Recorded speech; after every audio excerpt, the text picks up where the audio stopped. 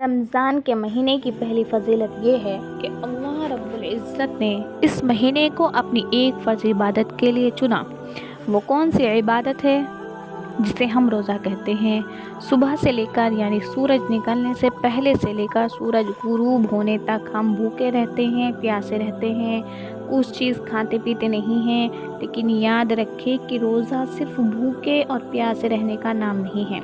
ہم بھوکے اس لیے رہتے ہیں کہ روحانی اعتبار سے ہمارے اندر کچھ ڈیولپمنٹ ہو، لیکن اگر ہم بھوکے رہیں روزے کی وجہ سے ہم میں کوئی چینجز نہیں آئے اور چڑچڑاہٹ بڑھ گئی، اور دنوں میں تو کام بھی کرتے تھے، روزے میں کام بھی نہیں کرتے اور بہت غصے میں ہیں اس لیے کہ روزہ ہے اور کسی سے بول بھی نہیں رہے ہیں، پھر اس کا مطلب روزہ ہم میں وہ چینجز نہیں لایا جس کے لیے ہمیں دیا گیا تھا۔ پہلی فضیلت اس مہینے کی ہے کہ اللہ تعالیٰ نے ایک فرض عبادت کے لیے اس مہینے کا انتخاب کیا ہے۔ میں سمجھتی ہوں اتنی فضیلت بھی ہمارے لیے بہت ساری چیزوں کو سمجھا رہی ہے۔ روزہ فرض ہے، اسلام میں 5 چیزیں فرض ہیں۔ بنی الاسلام علی 5، بخاری کی روایت ہے، آپ صلی اللہ علیہ وسلم نے فرمایا کہ اسلام کی بنیاد 5 چیزوں پر ہے۔ پہلا، گواہی دو کہ اللہ کے سوا کوئی معبود برحق نہیں ہے، محمد صلی اللہ علیہ وسلم اس کے بندے اور اس کے رسول ہیں۔ 2، نماز قائم کرو۔ تیسرا، روزہ رکھو۔ چوتھا، زکوٰۃ دو۔ 5واں، حج کرو اگر اللہ نے استطاعت دی ہے تو گویا روزہ تیسرے نمبر پر آ جاتا ہے۔ تو ہمیں چاہیے کہ ہم روزہ رکھیں کیونکہ فرض ہے۔ اس فرض عبادت کے لیے اللہ نے سلیکشن کیا ہے ایک منتھ کا، وہ رمضان ہے۔ میں سمجھتی ہوں کہ یہ بہت بڑی فضیلت ہے اس مہینے کی کہ اللہ نے ایک فرض عبادت کے لیے اس مہینے کو چنا ہے۔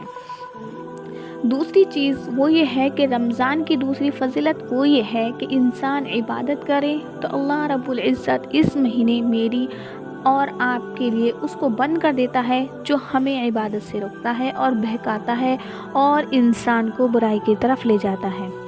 نبی کریم صلی اللہ علیہ وسلم فرماتے ہیں، یہ بخاری اور مسلم شریف کی حدیث ہے کہ رمضان کا مہینہ شروع ہوتے ہی آسمان کے تمام دروازے کھول دیے جاتے ہیں مطلب جنت کے تمام دروازے کھول دیے جاتے ہیں، جہنم کے دروازے بند کر دیے جاتے ہیں اور تمام شرکش جن و شیاطین قید کر دیے جاتے ہیں۔ تو یہ اس مہینے کی 3 فضیلتیں ایک ہی روایت میں ہیں۔ پہلا، جنت کے دروازے کھلے، مطلب مغفرت عام ہے، جس کو لینا ہے لے لے۔ جیسا کہ کوئی کہے کہ اگر کوئی مالدار شخص ہے اور اس نے اپنی تجوری کے دروازے کھول دیے ہوں اور وہ یہ کہے کہ جس کو جتنا لینا ہو لے لو، لوٹ لو، جس کو جو کرنا ہے کر لو، اب ایسا زرین موقع آپ کو اور مجھے مل جائے کہ کوئی اپنی دولت کے دروازے کھول دے اور کہے کہ جتنا ہاتھ لگے آپ کا ہوا، تو میں یہ نہیں سمجھتی کہ آپ اس کو چھوڑیں گے، کسی کو بلائیں گے، جتنا ہو سکے گا کرنے کی کوشش کریں گے، جتنا ہو سکتا ہے جیب میں، جتنا ہو سکتا ہے ہاتھ میں، جہاں جہاں ہو سکتا ہے بھر کے لے جائیں گے آپ، کیونکہ موقع ہے، یہ ویسے ہی جنت کھلی ہے۔ اب بہت سے لوگ سمجھتے ہیں کہ اب جنت کے دروازے کھلے ہیں تو ہمیں کیا مطلب، یہ مہینہ ہے جس میں تم جنت کو حاصل کر سکتے ہو۔ اس مہینے میں اللہ کی مغفرت عام ہے اور جہنم کے دروازے بند ہیں، تو اس مہینے کو آپ اور ہم اپنا مغفرت کا مہینہ بنا سکتے ہیں۔ ایک اور اہم چیز، شرکش جن و شیاطین قید ہے، بہکانے والا بند ہے، جو بہکاتا ہے، پھسلاتا ہے، سو جاؤ، فجر کا بھی کوئی مسئلہ نہیں ہے، سحری کے بعد فجر کا وقت ہو جاتا ہے، اگر کوئی بہکانے والا شیطان کھلا ہوتا تو اعمال میں کہیں نہ کہیں کوتاہی آ جاتی۔ اب شاید شیطان بھی بند تو اللہ نے ایک پروویژن بھی دیا کہ دیکھو تم اعمال بھی کر سکتے ہو کیونکہ بہکانے والا بند ہے۔ اب اگر کوئی یہ کہے کہ رمضان میں بھی تو لوگ گناہ کرتے ہیں، تو یہ 11 منتھ شیطان کی ٹریننگ کا نتیجہ ہے۔ ابھی تو بند ہے وہ، لیکن سکھا کر چھوڑ کر چلا گیا، تو اس کے اثرات تو باقی ہوتے ہیں لیکن حقیقت میں ابھی موجود نہیں ہے، بند ہے۔ یہ اس کے 3 فضائل ایک ہی روایت میں آئے ہیں۔ اسی طرح اس مہینے کی فضیلت میں یہ آتا ہے کہ اس ماہ میں کیا گیا عمرہ حج کے برابر ثواب رکھتا ہے۔ تو کتنی بڑی بات ہے، اللہ نے اگر کسی کو موقع دیا، مال و دولت دی، تو ضرور عمرہ کرے اس مہینے میں۔ اسی طرح اس مہینے کی فضیلت یہ ہے کہ قیامت کے دن، یہ مسند احمد کی روایت ہے کہ قیامت کے دن روزے داروں کی سفارش کرنے والا ہے، اور نبی کریم صلی اللہ علیہ وسلم نے فرمایا، یہ حدیث کے الفاظ یوں ہیں کہ قیامت کے دن قرآن آئے گا اور کہے گا، اے اللہ، یہ راتوں کو میرے لیے جاگتا رہا۔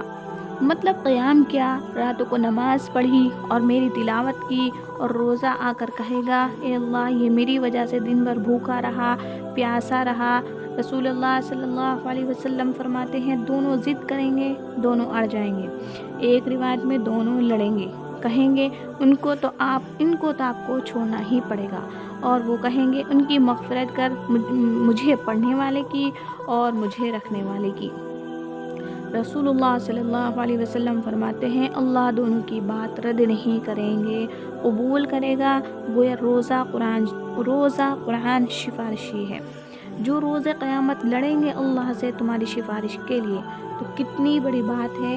تو ہم اس روزے کو ایسے ہی پورا کریں گے جیسا کہ اس کا حق ہے، تلاوت کریں گے، رات میں جاگیں گے، پڑھیں گے، یہ دونوں چیزیں آگے اللہ کے سامنے اڑ جائیں گی اور ہماری مغفرت کا ذریعہ بن جائیں گی۔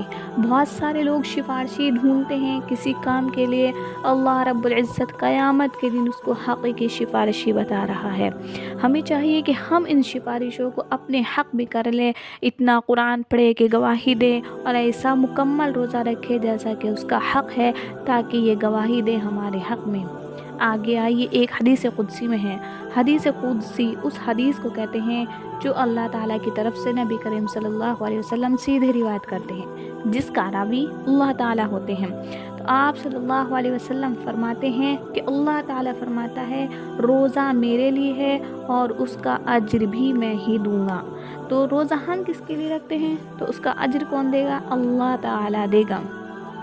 لیکن حدیث میں ایک کنڈیشن آتی ہے۔ کیا کنڈیشن آتی ہے؟ دیکھیے، سنیے، روزہ آگ سے ڈھال ہے، لہٰذا جس روز تم روزے سے ہو، فحش کوئی مت کرنا، اس کو مغفرت ملی۔ کس کو مغفرت ملی؟ پہلی کنڈیشن، فحش گوئی نہ کرے۔ آگے فرمایا بےہودہ کلام نہ کرے۔ آگے فرمایا اگر کوئی گالی گلوچ کرنے آئے تو کہہ دے کہ میں روزے سے ہوں، میں یہ کام نہیں کر سکتا۔ اس کا مطلب یہ ہرگز نہیں کہ میں آپ سے افطار کے بعد ملوں گا، اس کے بعد فحش کوئی ہوگی، ایسا بالکل نہیں ہے۔ آپ صلی اللہ علیہ وسلم نے فرمایا، اس ذات کی قسم جس کے قبضے میں محمد صلی اللہ علیہ وسلم کی جان ہے، روزے دار کے منہ کی ریح ہوا اللہ تعالیٰ کو مشک کی خوشبو سے زیادہ پسند ہے۔ روزے دار کے لیے دو خوشیاں ہیں جس سے وہ خوشی حاصل کرے گا، ایک روزہ رکھنے کے بعد افطار کی خوشی، دوسرا جب رب سے ملے گا تو اس کے اجر کی خوشی۔ تو روزے کا اجر تو اللہ تعالیٰ دے گا، لیکن کنڈیشن ہے کوئی بھی غلط کام اس میں ہم سے نہ ہو پائے۔ 30 دیر تک جب کوئی غلط کام دن میں نہیں ہو رہا، انسان احتیاط کر رہا ہے، رات میں قرأت قرآن، تراویح، تہجد، سحر اور تمام چیزیں کر رہا ہے، تو انشاءاللہ زندگی بدل جائے گی۔ آئیے بخاری مسلم کی حدیث کی طرف۔ بخاری و مسلم کی حدیث میں ہے کہ روزے دار کے لیے جنت میں ایک ڈور ہے، دروازہ ہے، جو اسپیشل روزے داروں کے لیے کھولا ہے۔ جنت کے 8 دروازے ہیں، جہنم کے 7 دروازے ہیں، جو کہ اللہ کی رحمت اس کے عذاب سے زیادہ ہے اس کے غضب سے، اس لیے جنت کے دروازے 8 ہیں اور جہنم کے 7 ہیں، اور جنت کا ایک دروازہ 1250 کلومیٹر سے زیادہ کا ہے۔ حدیث میں الفاظ ہیں، مدینہ سے لے کر بصرہ شہر جتنا اتنا ڈسٹینس جنت کے ایک دروازے کے درمیان فاصلہ ہے۔ تو ایک دروازہ اس میں ہے، اس کا نام ریان ہے، وہ روزہ داروں کے لیے خاص ہے۔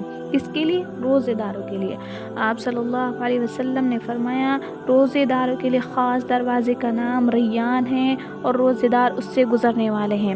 अब आप कहेंगे कि जन्नत में तो कोई भी दरवाजे से चले जाएं, क्या है, जाना है, हासिल करना है, लेकिन इसकी भी बड़ी हिकमत है। आइए बात समझते हैं। मेरे घर के अंदर 4 दरवाजे हैं, मेन गेट, उसके बाद अंदर के दरवाजे होते हैं, एक दरवाज़ा होता है जो रेगुलर डोर होता है, एक दरवाज़ा होता है जो कभी कुछ ख़ास मेहमान आए तब खुलता है। तो आस पास पड़ोस वाले समझते हैं कि कुछ ना कुछ तो है, कोई बड़ा इंसान आने वाला है, कोई मेहमान आ रहे हैं, तो वो दरवाज़ा कभी नहीं खुलता। ईद हो, कोई मेहमान आए तो ही खुलता है। और एक पीछे का दरवाज़ा होता है, उसमें से घर का मालिक दाखिल नहीं होता। कभी वो काम वालों को बोलता है उधर से नहीं आना, उधर से जाओ। हर दरवाज़ा किसी न किसी स्टेटस को बताता है, कौन है गुजरने वाला। रेगुलर डोर कोई बात नहीं, इसमें तो सब आते जाते रहते, खुलता रहता है, कुछ नहीं। लेकिन स्पेशल डोर वो ईद के दिन खुलता है या कोई मेहमान आए तो खुलता है वो दरवाज़ा, आम तौर से नहीं खुलता। तो हर दरवाज़ा एक स्टेटस शो कर रहा है। तो रैयान एक दरवाज़ा है जिससे रोज़ेदारों का स्टेटस बतला रहा है कि अल्लाह के पास इतना हाई स्टेटस है रोज़ेदारों का, वहाँ से जाने वालों को फरिश्ते समझ जाएंगे कि ये कसरत से रोज़े रखने वाला था। इसी तरह रमज़ान का सारा महीना, ये इब्न माजा की हदीस है कि इस महीने में अल्लाह लोगों को जहन्नम से निजात देता रहता है। सारा महीना अल्लाह लोगों को निजात देता रहता है। तो गोया ये पूरा महीना वो महीना है जिसमें मैं और आप अपनी मग़फ़िरत करवा सकते हैं। अगर हम इस महीने में अपनी मग़फ़िरत नहीं करवा सकते तो फिर 11th मंथ हम किस तरह करवा सकते हैं। इस महीने में मग़फ़िरत आम है तो अपनी मग़फ़िरत करवाइए। अल्लाह पाक हमें ऐसा मुकम्मल रोज़ा रखने की तौफ़ीक़ अता फ़रमाए जैसा कि उसका हक़ है।